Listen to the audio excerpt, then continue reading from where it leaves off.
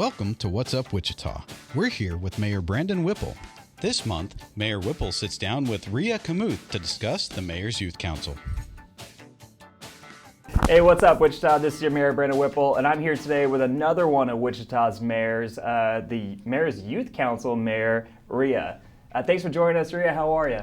I'm doing well. How are you? Good, good. We want to talk a little bit today about what the Wichita Mayor's Youth Council is, and then also just get to know a little more about you and the young folks who are involved in Wichita Mayor's Youth Council. So first, can you just tell us a little bit about yourself, how old you are and what school you go to? Yeah. So I'm a senior at East right now. I am 18.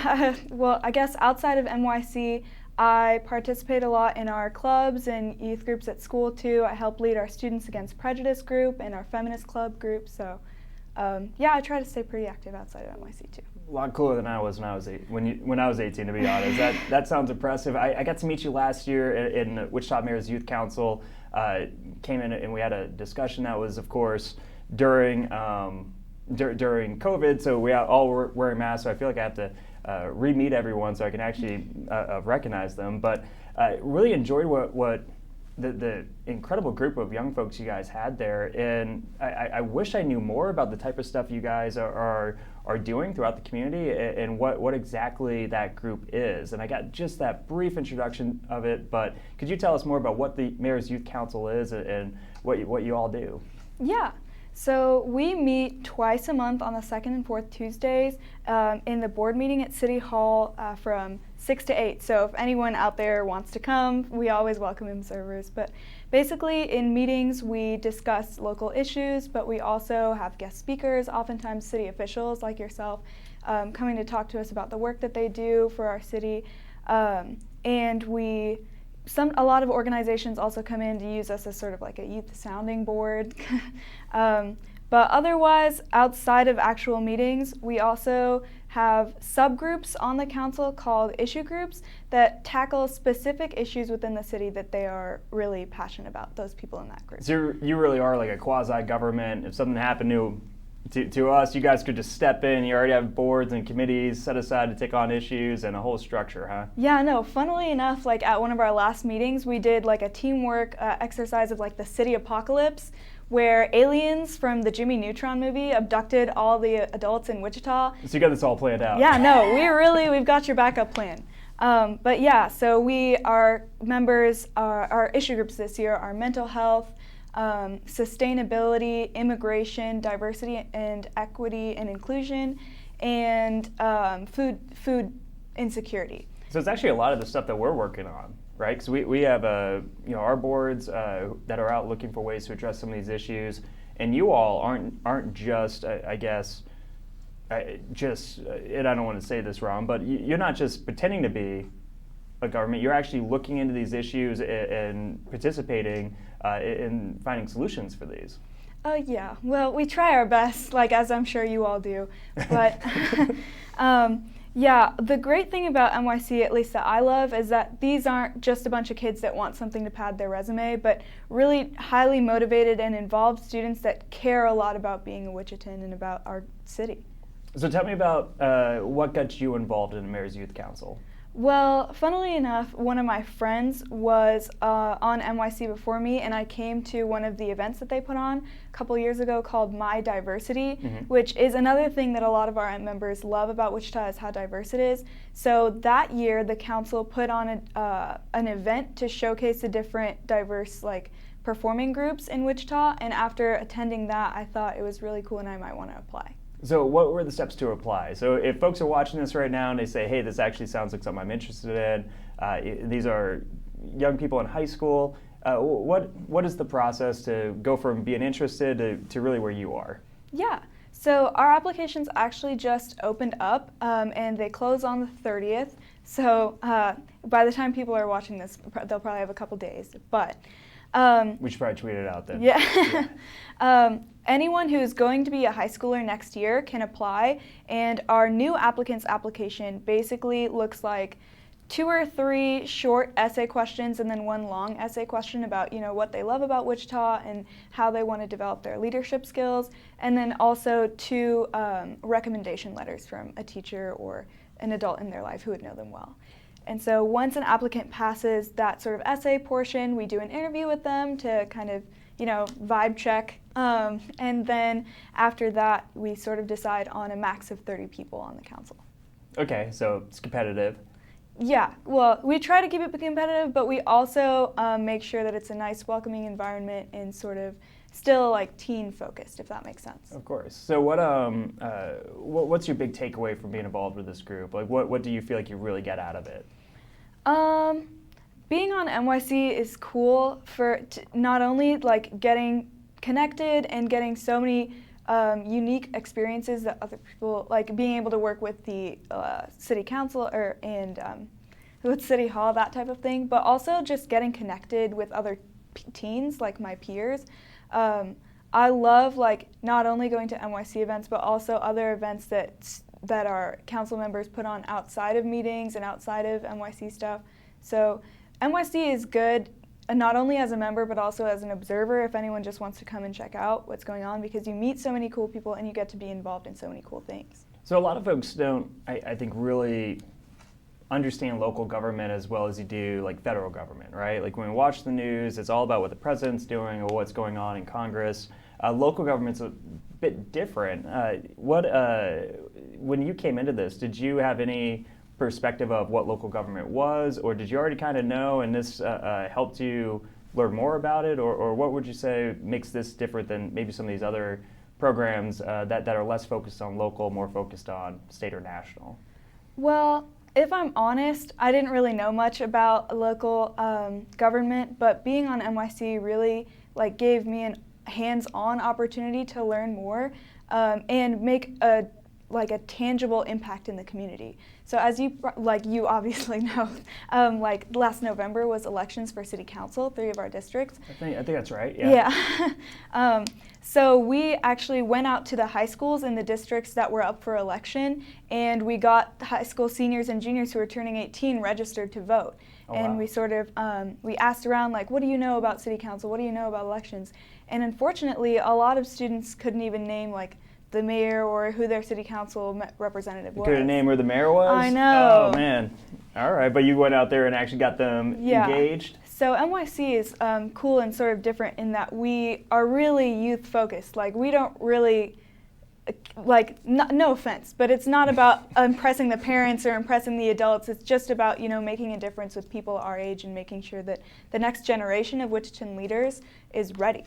Well, and that's the whole purpose of this, right, is not only to introduce young folks into what city government is. It is a different animal than other levels of government, but also develop leaders. And that brings me to my next question, and a little more personal, but what's up for you next year when you're out of high school? And I assume you're going on to college, and did this experience influence what path you'll be heading down next? Yeah, so I am headed to KU in the fall, and I'd like to study business administration with a focus in human resources. And I think... Thank God, I thought you were going to say political science. Oh, and I was no. going to say, no. Oh, we're letting our youth down, but no, Yeah. okay. Just kidding to the political science majors, please don't email me, but go ahead. I think NYC was really helpful for me in learning more about myself. I think aside from everything, like thinking about your college resume, thinking about high school, thinking about everything, teens just struggle with like finding themselves and adolescence. I know I did at least. So NYC really helped to make friends and figure out what do I want to study, Did the things that I thought about pursuing in college freshman year line up with, what I'm doing now? So NYC was pretty cool in helping me determine my future steps, but unfortunately, I won't be studying anything political related in college. Not yet, right? Yeah, as that we know right now. Well, you're already elected leader, so you were elected among your peers to be the mayor of the Mayor's Youth Council. Is that correct? Right. Was that a tough campaign, or what goes into that? Well, it was kind of online. Yeah, so I was just about to say it was all online because of COVID, but as horrible as COVID was, I think weirdly it gave us a rare opportunity, an unprecedented opportunity, honestly, to sort of take a step back and really rebuild and heal together and think about what do we accomplish as a council and what do we really want to make a difference in our city. So having to go virtual, having to sort of take a step back from the routine of how things have been going, we've got a chance to sort of dream bigger for the next couple years to come after we sort of recover from COVID. So that was definitely motivation for me to run for mayor, like how we could do better in the future. But yeah, it was definitely a weird high school career overall with COVID and everything. Yeah, I can only imagine. And your generation really had to persevere through these last 2 years, going from in classroom discussions to online, and then trying to balance that extracurricular activities such as being on the Mayor's Youth Council while also navigating through COVID. So definitely was not easy, and I applaud not just yourself, but also young people who had to make it through that. I wasn't a good student when I was 18. I'm not sure I could have made it through all the stuff that this generation had to go through, but it's inspiring for sure. So last thing, and I would be really remiss if I didn't take this opportunity. We talk about in Wichita what more we could be doing for that next generation. What can we do to retain a talent that we have here, particularly folks like you who, once you go off to college, Wichita I'm sure is where you have roots, but you're going to have opportunities to pretty much do whatever you want. How do we attract people to come back and really, particularly young folks, and have them invest their time and their talent here in Wichita? What comes to mind, I guess? Well, it's funny because almost all of our guest speakers, especially from the city who come and talk to us, ask us that very same question. Right, we're trying to cheat. We're like, just tell us the answer. Yeah. And as much as I'd like to give one clear-cut answer about, here's the magical key to keep all the teens in Wichita, I really can't. Just listening, continuing to develop opportunities that are specifically teen and young people oriented, and keeping up with what the young people on the forefront of the issues of our city, things like food insecurity, mental health, those sort of issue groups that I talked about earlier, what they are wanting and what they're saying to city government, I think would probably be best. But at the same time, I also don't want to overstep and say I represent every single kid in Wichita. but you're actually, that's a really good lessons though, is your group, the Mayor's Youth Council, actually came up with those issue groups. So there must have been a brainstorming session, and those groups or committees or boards, whatever you guys call them, would actually, I guess, indicate to us what's really important to that next generation. Would that be fair to say? Yeah. Mental health, and then diversity and inclusion, and these other groups that or issues you all are working on. So did you come up with those, or the Mayor's Youth Council come up with those committees themselves, or was that left over from, other past groups? Well, one thing I think is really cool about our council is that it's sort of, every council is different based on the year that it is. So every council at the beginning of the year gets to set which council-wide projects. So they do, the things that they work on as all 30 people, and also which issue groups there will be during the year, during that MYC session specifically, and what projects those individual groups will work towards. So in the past, we've had groups that have been, women's rights, education, domestic violence, and human trafficking, groups like that, just things that have depended on the year and that year's council, and what's important at that specific time. So I don't know. I think that's really cool that every council gets to decide for themselves what they're interested in and passionate about. Definitely. So if you were the Mayor's Youth Group this year, does that mean you could be in it again next year, or is it just completely all new 30 people? Yeah, so there is no set term limit for members, but we do have a returning returning member application. So pretty good chances of someone who's on the council already of getting in next year, but it's not just a free handout. You know what I mean? Yeah, they still have to earn their spot. Yeah. Well, last question. What's your favorite thing about being mayor of the Mayor's Youth Council? Definitely the people. like no matter whether it's like a member or an observer or a guest speaker, the people who come in and interact with us and who I have gotten to meet over the past 3-4 years have been so cool. And that's definitely reflected in our broader city as well. Like the people here are awesome, and the pride that everyone has for being Wichitan, no matter their background, is really unique to our city, I think. Well, that's an incredible answer. I think that, frankly, you might be someone we tap later down the line to run for office one day. Really appreciate the work you're doing, and hope that once you go to KU and are able to get your business degree, maybe you can give Wichita a second look and come back. But it sounds like you're gonna have options to do whatever you want. But thank you so much for your dedication to serving our Wichita community in the role as Wichita Youth Mayor. Very much appreciate that, and I'm really glad that you were able to be on the show today so that we can actually talk about the great work that not just is happening at City Hall, but it's happening through our youth leaders. So thank you. Thank you so much, Mr. Mayor. Of course. The City of Wichita has launched a new website to help local entrepreneurs as they start and grow their businesses, connect them with resources in the community, and provide guidance to small businesses seeking city contract opportunities. Visit workwith.wichita.gov for more information. All right, Mayor. Well, we got some questions from State of the City, which, by the way, was a couple weeks ago. Do you want to give us just a brief overview before we get into questions about what you talked about at State of the City? Yeah, State of the City was actually really fun this year because we got to do it inside instead of out in the cold. Yeah. Always hit or miss this time of the weather, or this time of the year when it comes to weather. It was really good. What we did this year that was different is not only talk about some of the accomplishments that really highlight the last year, but we actually spliced it in videos showing off what our departments are doing. What here at the City of Wichita, we're over like 2,000 employees, and they're all doing incredible stuff. So we wanted to actually reach out and figure out what is Parks really proud of, what is our Housing and Social Service Department really proud of. And we integrated those videos to kind of show off their work. And then we also had some performers from the city who are doing some really great things from I think it was high school performers. Yeah. And then also we had some Oation traditional dancers who were there to show off really the cultural diversity of our city. So. Yeah. Really good time, and I think that folks who might have missed it can find it on our YouTube page. It is on our YouTube, and those you did a great job, Mayor. You did a really good job as So I never get compliments. So thank you so much, Megan. I don't know the videos though. Whoever made those, that really department good. just really did a great job. The razzle dazzle razzle-dazzle was top shelf. Yes, yes. Yes, it was great.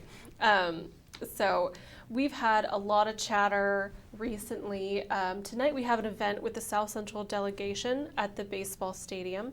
One of the things we do is we meet with our legislators regularly at different events. But we've had a lot of conversation from the community lately about costs at the stadium. You guys kind of talked about this morning at the council meeting. Could you tell us a little bit about some of the chatter and what we're doing about that? Yeah, so ultimately, our baseball stadium, of course, there are fees attached with any type of, I think, sporting event. And we have gotten some pushback when it comes to how much a beer costs. But yeah. We also have to think about the experience over at the baseball stadium. And frankly, we know that the Wind Surge is doing a lot of these other type of programs to get kids in there, youth baseball programs, folks who on particular days, there are discount days. So there are opportunities for people who might not be able to afford a primetime ticket to get in there and enjoy the stadium. And then we got to figure out how to increase those community events that were originally talked about back before I was mayor, back when they were just considering going down this path of building a new stadium.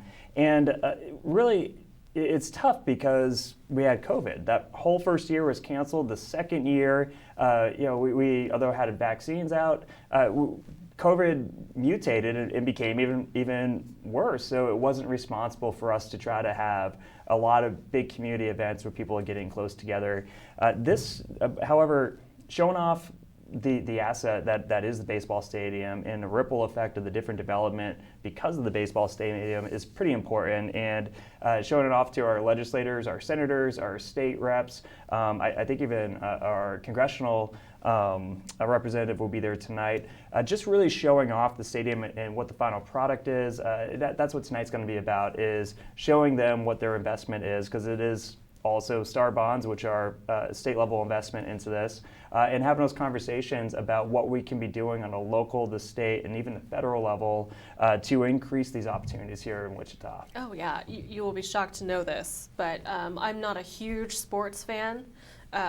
Much to everyone's surprise, but I went to the stadium multiple times. It's gorgeous, and I've been to other stadiums, and when you look at the cost, it's $15 for a beverage or a snack is pretty standard, but it's not what we as Wichitans are used to, because that can be kind of a sticker shock for people. But oh, for sure. Yeah. But also it's important that we talk about it, yeah, because it's one definitely. of those where in the beauty of the baseball stadium is you might go out to go see a game, but you instead of paying a cost for a hot dog or something, you're going to one of these local mom and pop's owned restaurants on the way in that area. They're getting the business, you're getting that experience, and then you're walking over to the stadium. And that's the other thing we got to kind of talk about, how important the stadium is to the economic health and growth of the small businesses around it.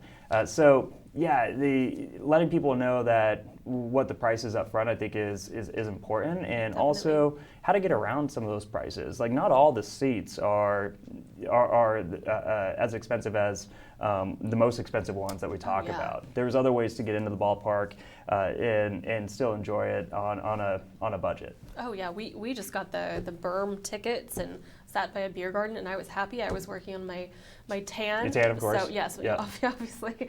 So, but we always had a good time. We went there, and the development around the stadium. You were talking about that. We just got a huge grant from the state to work on riverfront improvements, which is going to be really neat. That's why I have to go to this thing today and say thanks to all our legislators. Right?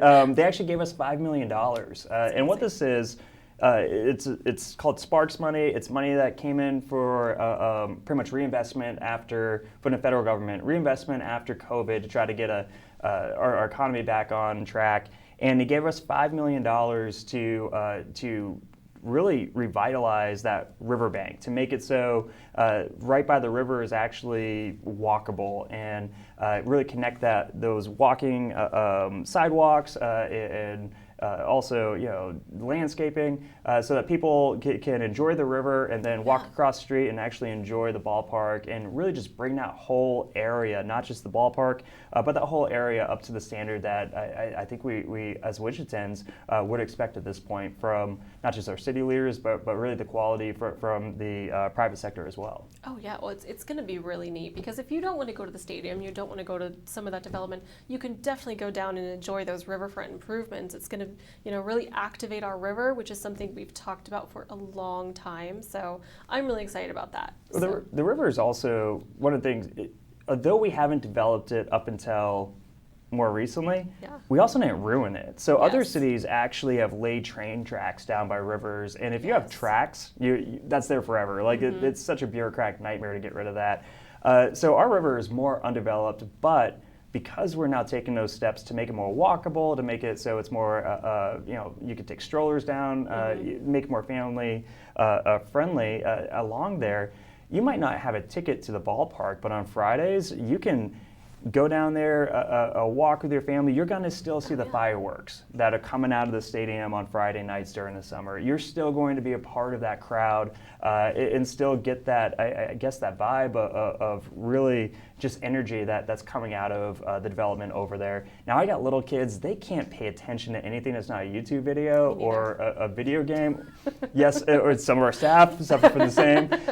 But when we do take them to the ball park, or just in that area, they're just excited to be out and be around people after being the type of, a couple years we had with COVID. It's just a really good time to come back out, go check out the river, walk down, see the keeper of the plains, and take advantage of the fireworks and just the atmosphere. Oh, it's really neat. And I think last year you did some rowing events down by the river, and that's launching soon, literally launching from our docks down there. So yeah, I got kind of tricked into the boat there. I used to be on a crew team, and I was joking, oh yeah, I can still row, and they actually put me in a boat and had me row with real athletes, and that was tough. But yes, to kind of capitalize on that, one of the cool things about the river and the development there is that public-private partnership where we have some of the apartments there that create a boathouse that teams up with Wichita State's crew team so that they can utilize what looks like a state-of-the-art facility. Back when I was on a crew team, like 100 years ago, I'm pretty sure we were pulling the shells or the boats out of sheds, and here they have like an actual incredible right on the water facility. So and that's really Wichita moving forward, is what are ways that we can come alongside each other, work together to create an experience, both the city government, the university, the private sector. What can we be doing to take advantage of stuff like our river to make that experience the best it can be?